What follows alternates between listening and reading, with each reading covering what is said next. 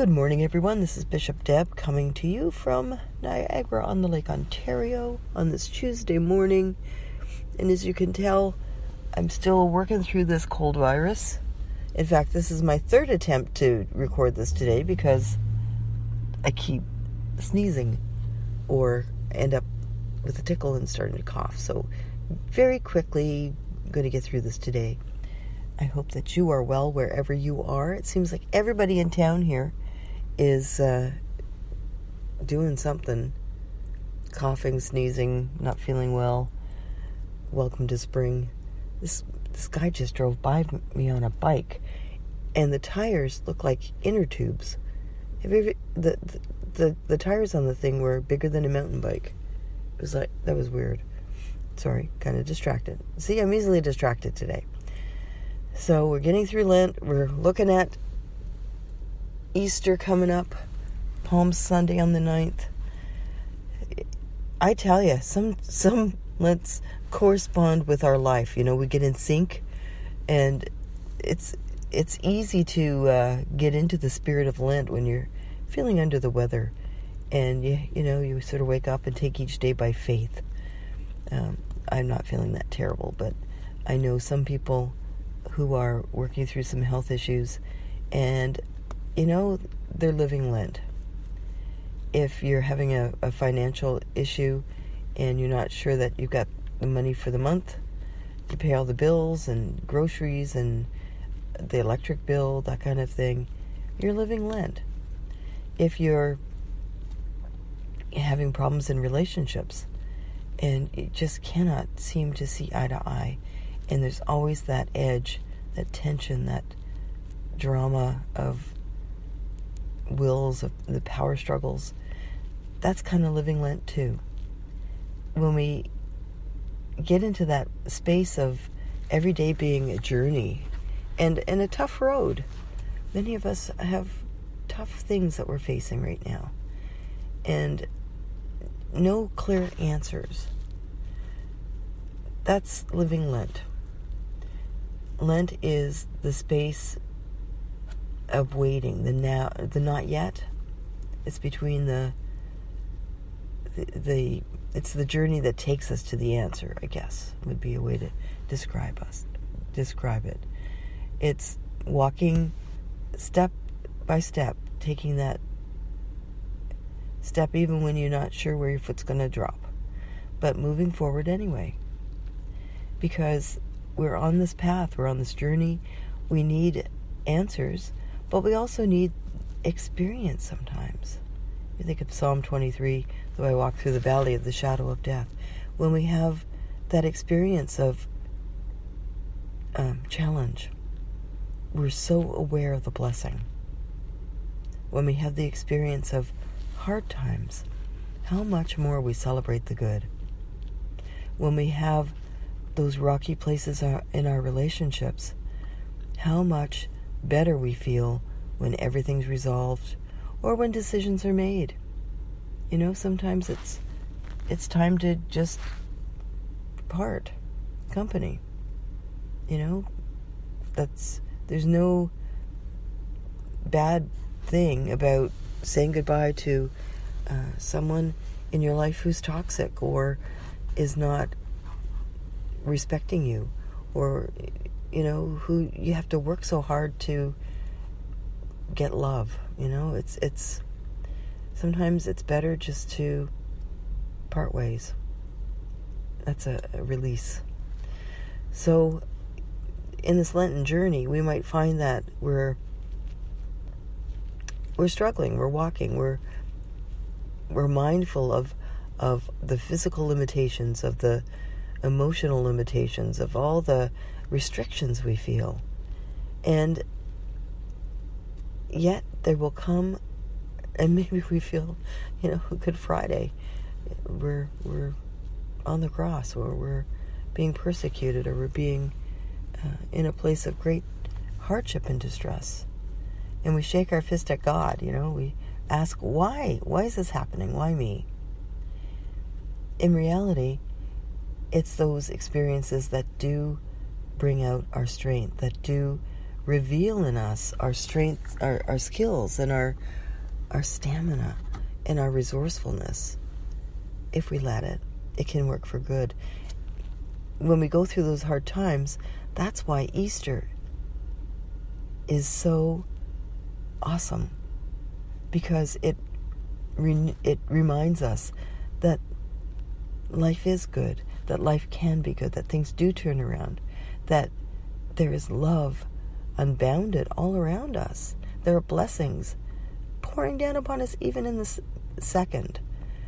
When our head is bowed, when we're feeling the weight on our shoulders, when every step is a burden, we forget to look around, we forget to look up, we forget to see what is cascading.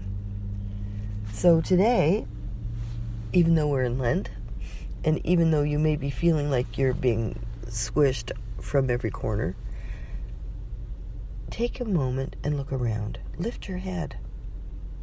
We don't have to live Lent. Metaphorically, yes, but literally, no. Because there are things all around you. There are lifelines. There are people who love you. There are avenues for help. And if those people aren't available, or if that help isn't there, maybe it's time to look into more professional help. Call your pastor, call your doctor. Reach for the lifeline. Because we don't have to do it by ourselves. Who says we have to do this by ourselves? Who said we have to be tough? Who said we have to have that stiff upper lip? We sometimes create our own Lent because we don't allow others to know or to help us. So work in your journal if you're a journaler, and write down the things that you want to see happen, the changes you like, the transitions, the transformations, the light at the end of the tunnel. And it will come. It will come. Easter comes, metaphorically, literally. The new day comes, daybreak, the sun comes out. And right now, you can reach for a better thought. Right in this moment. Right in this moment. Something good is in your life that you can say thanks for. Well, anyway, sermon ended. Sorry, I didn't mean to get preachy. I'm looking forward to a group of chaplains coming tomorrow, training, and got a lot to do today to get ready for them. I'm hoping that my stamina holds out.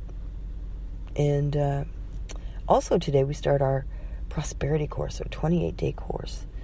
And there's still time to join that if you'd like to. If you go to theangelladies.com, you'll see a link to the 28-day group. Every day you get something in your mailbox to remind you of prosperity, affirmation of some sort. There's work to do, of course, to break through the blocks. But if that sounds like an interesting thing, check it out.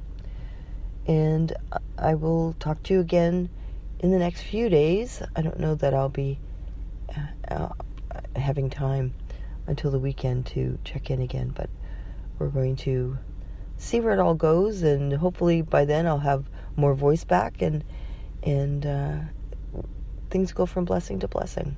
So I wish you a good day. Maybe we better have a prayer.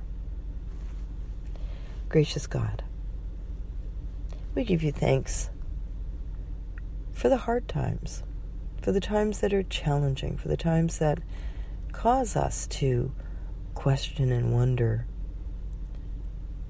Not easy times, but ultimately, things have a way of working out for good. We call on you today to send your angels to surround us, to help us through them, to carry us, to point the way, to bring to us helpful people that will enlighten, inspire, assist, to open up situations for good, so that we see the silver lining, that we see the treasure that the hard thing brings, that we see the diamond out of the intense pressure. In all things, we know that you are with us. Forgive us for the times that we question. Forgive us for the times that we shake our fist. Forgive us our anger and impatience.